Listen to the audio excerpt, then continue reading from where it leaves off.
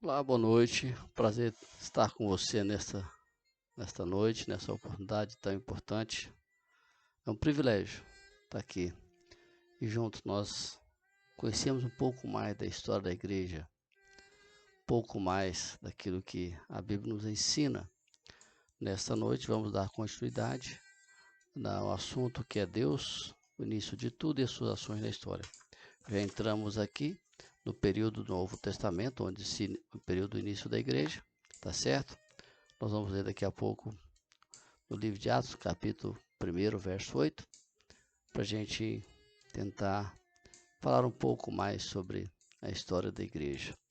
Mas antes eu quero orar, suplicar as bênçãos de Deus, para que nós possamos compreender as grandezas de Deus na história. Como Deus foi maravilhoso, como Deus foi trabalhando a história, como Deus foi construindo tudo o que nós temos hoje no que diz respeito à igreja e à preservação do seu povo, tá bom? Então eu quero convidar você a orar comigo, a que você possa levar seu pensamento a Deus, para que possamos ter de Deus na ação do Espírito Santo, toda a orientação e revelação para que a gente possa realmente se aprofundar nesse assunto tão importante e ver como Deus atuou e tem atuado na nossa história. Não é? Deus é um Deus maravilhoso. Então eu convido você, antes de a gente orar também, a curtir aí, comentar, se inscrever no nosso canal, compartilhar, dar sugestões, ah, o que você sentir, que você quiser ver, que alguma dúvida que você tenha, alguma coisa que não tenha ficado claro nas nossas preleções e nas nossas reflexões, você pode então nos perguntar, que teremos um imenso prazer em te responder, tá bom? E compartilhe com seus amigos aí os nossos vídeos, o nosso canal. Vamos orar então? Senhor, nós te louvamos porque o Senhor é um Deus presente na nossa vida. O Senhor tem agido na história da humanidade. Desde a criação do mundo, o Senhor se faz presente no nosso meio. Pai, nós te louvamos e te pedimos tuas bênçãos nessa noite, para essa palavra que será trazida para essa reflexão. Que seja, Pai, debaixo da tua direção, na ação do teu Santo Espírito. Abençoe cada pessoa que ouvir. Que seja, Pai, abençoado e alcançado, impactado, ó Deus amado e edificado, para a honra e glória do teu nome. Eu oro, Pai, em nome de Jesus. Amém. Muito bem. Nós terminamos o vídeo passado falando aí sobre essa questão do início da igreja, né? Então, eu quero ler Atos 1, 8. Atos 1, 8 diz assim: Jesus, aqui, antes de se ascender aos céus, antes de ser levado aos céus, Jesus, então, na sua última palavra aos discípulos, isso aqui Jesus havia ressuscitado, era o 40º dia, porque Jesus ficou 40 dias com seus discípulos, seus apóstolos. Então aqui, ele diz assim: mas vocês receberão poder ao descer sobre vós o Espírito Santo, e serão minhas testemunhas, tanto em Jerusalém, como em toda a Judéia, Samaria e até os confins da terra. Então Jesus, aqui, preparando os apóstolos para esse momento importante do início da igreja, porque eles tinham uma grande tarefa, uma tarefa que jamais conseguiriam executar se não fosse a ação do Espírito Santo, se não fosse o Espírito Santo capacitando para que eles pudessem então continuar essa obra tão importante de Jesus. Como a gente disse, como dissemos em todos os vídeos anteriores, como Deus foi agindo, então Deus agora, no seu ato de continuar um povo exclusivamente seu, que agora é a igreja, né? Conquistada, criada por Jesus.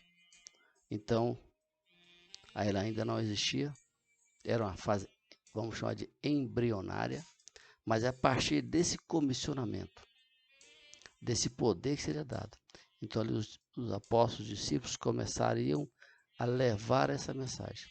Então eles vão para Jerusalém, aguardam então a descida do Espírito Santo, que é registrado em Atos capítulo 2, quando estavam reunidos lá em casa, numa casa, quando o Espírito Santo desce e eles capacitam, eles preparam, repartindo ele dons, o dom de língua, né? São o dom de falar diversas línguas de todos os países ali que estavam representados, ouviram a pregação do Evangelho, ouviram a pregação sobre Jesus em sua própria língua, tá bom? Então, em Atos 8, Jesus fala sobre a capacitação do poder pelo Espírito Santo e também da estratégia a ser seguida. Eles serão testemunhas em Jerusalém, toda a Judéia, Samaria e até os confins da terra. Então, ou seja, não há limite. Nós temos o dever de levar essa mensagem em toda a terra. Então, só que acontece? A igreja ali ainda estava limitada à Judéia. Então, o que Deus fez? Deus enviou uma grande perseguição, de forma que os crentes foram dispersos. Eles tiveram que sair das suas casas, tiveram que sair de Jerusalém, né? Então, isso fez com que eles, à medida que foram migrando, foram para outras regiões, outros países, eles então, já tendo recebido o batismo com o Espírito Santo, que era a capacidade de falar em outros idiomas, porque a língua ali é idioma, certo? Então eles começam a levar a mensagem de Jesus. E assim Filipe chega em Samaria, quebrando o muro da inimizade, porque judeu e samaritano não se conversavam, e pregou o evangelho com poder. O povo se alegrou em ouvir sobre as coisas de Deus por intermédio de Filipe. Então, Filipe ali pregou com tanto poder, ele abriu os olhos, ouvidos daquelas pessoas, e pela imposição de mãos, né? Depois que ele fez o trabalho de preparação e tudo, chegou ali Pedro e João, junto aos samaritanos, e uma situação anterior, Pedro e João jamais iriam para lá, porque não considerava samaritano como povo de Deus, né? Então, eles vão ali e o evangelho começa a se espalhar, começa a deixar as fronteiras de Israel, e foi nesse momento em que o maior perseguidor da igreja, o homem cometeu atrocidades, perseguindo a igreja de todas as formas, chamado Saulo de Tarso. Então ele, quando se dirige com o propósito de chegar a Damasco para prender e matar, encarcerar os cristãos, ele então tem um encontro com Jesus. E mais tarde, depois desse acontecimento, onde ele literalmente cai do cavalo, né? Onde Jesus diz: Paulo, Saulo, Saulo, por que me persegues? Então Jesus dizendo que quem persegue a igreja, persegue Jesus. Por isso fala: por que me persegues? E não por que você persegue a igreja. Então Saulo tem essa experiência grandiosa, e mais tarde, na Antioquia da Síria, nós temos a maior igreja, uma das maiores igrejas, e ali foi a primeira vez os cristãos, os discípulos foram chamados de cristão. Então, e ali nós podemos dizer que tornou-se a mãe das missões transculturais, onde realmente as missões começou a atingir outros povos, outras nações. E dali, Barnabé e Saulo, que ainda era Saulo, partiram para a primeira viagem missionária na região da Galácia, passando por Perge, Derbe, Icônio, Listra, estabelecendo igrejas e construindo presbíteros, que sejam líderes que tomariam conta da igreja, pastores que ficariam à disposição ali. E na sua segunda viagem missionária, agora Paulo, né? Desde a primeira viagem missionária era Paulo, que quando Deus orienta a Saulo a procurar ali, quando ele teve Ananias, a sua ajuda, e ele se entenderam a conversão, então ele passou a se chamar Paulo, de Saulo para Paulo. Certo? Então, aí Paulo encontra Silas, um grande companheiro de viagem, e sob orientação divina, foram nas províncias da Macedônia e Acaia, plantando igreja em Filipos, Tessalônica, Bereia e Corinto. Da Antioquia da Síria, Paulo escreve as cartas de Gálatas, de Corinto e de Tessalonicenses. Paulo foi o homem que mais escreveu livros na Bíblia, as cartas de Paulo, que foram cartas direcionadas às igrejas, dando a estrutura, criando a estrutura organizacional e doutrinária da igreja. que até então não existia. Foi Paulo, então, o autor, na ação do Espírito Santo, este homem que foi usado por Deus, não somente para pregar o evangelho, mas também para normatizar a igreja, para doutrinar, porque as igrejas eram atacadas com diversas falsas doutrinas. Então Paulo, usado pelo Espírito Santo, escreveu essas cartas que hoje nós conhecemos, que doutrinou, direcionou a igreja para que permanecesse firme. Olha a coisa como Deus age. Paulo, um homem muito bem preparado, intelectualmente, um homem que falava diversos idiomas. Então, um homem que tinha penetração em qualquer área, pela sua condição, pelo seu título de cidadão romano. Então, ele era um homem que podia entrar num palácio, não é? Porque ele sabia falar, ele era bem preparado, e Deus usou isso para que ele pudesse ter livre acesso. Então, Paulo, ele foi aquele que levou o evangelho aos gentios, porque até então os discípulos entendiam que a mensagem era apenas para os judeus, e Deus foi mudando isso com Pedro lá, quando ele foi para falar na casa de Cornélio, e tantos outros que a gente conhece. Mas Paulo foi aquele que mais atuou para que o evangelho chegasse a outros povos, não é? Então,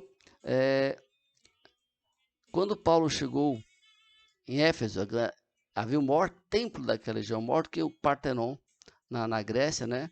Que era dedicado à deusa Diana, a Diana dos Efésios, um templo de mármore 4 vezes maior do que o Partenon em Atenas, que se tornou uma das 7 maravilhas do mundo antigo. Nos anos que Paulo passou na capital da Ásia Menor, as igrejas foram plantadas na província, na cidade de Esmirna, Pérgamo, Tiatira, Sardes, Filadélfia, Laodiceia, Colossos e Herápolis. Esses nomes aqui, vê se te lembram alguma coisa. As cartas, as 7 igrejas.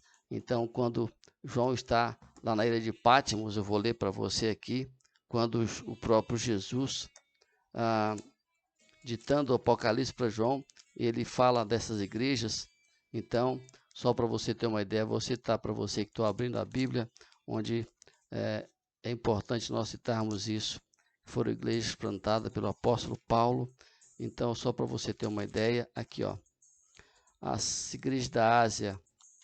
Então, olha só, Éfeso, Esmirna, Pérgamo, Tiatira, Sardes, Filadélfia, Laodiceia.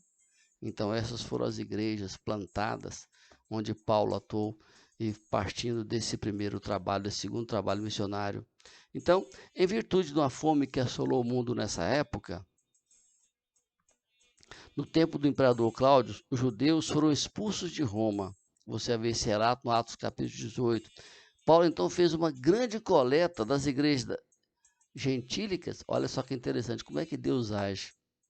Paulo vai, abre a igreja no meio dos gentios. O que é o gentio? Aquele que não era judeu. Então, aquele que não era judeu era considerado gentil. Então, gentílico, né? Então, Paulo cria essas igrejas, ele abre essas igrejas, e são elas que vão ajudar o povo de Deus lá em Jerusalém, porque estava numa situação difícil, tremenda, fome, miséria e tudo. Ao embarcar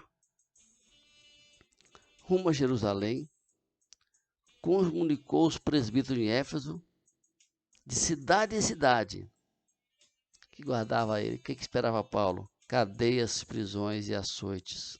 Mas isso não deteve Paulo. Ele não levava em conta a sua própria vida, desde que cumprisse o evangelho de Deus. Isso que é grandioso.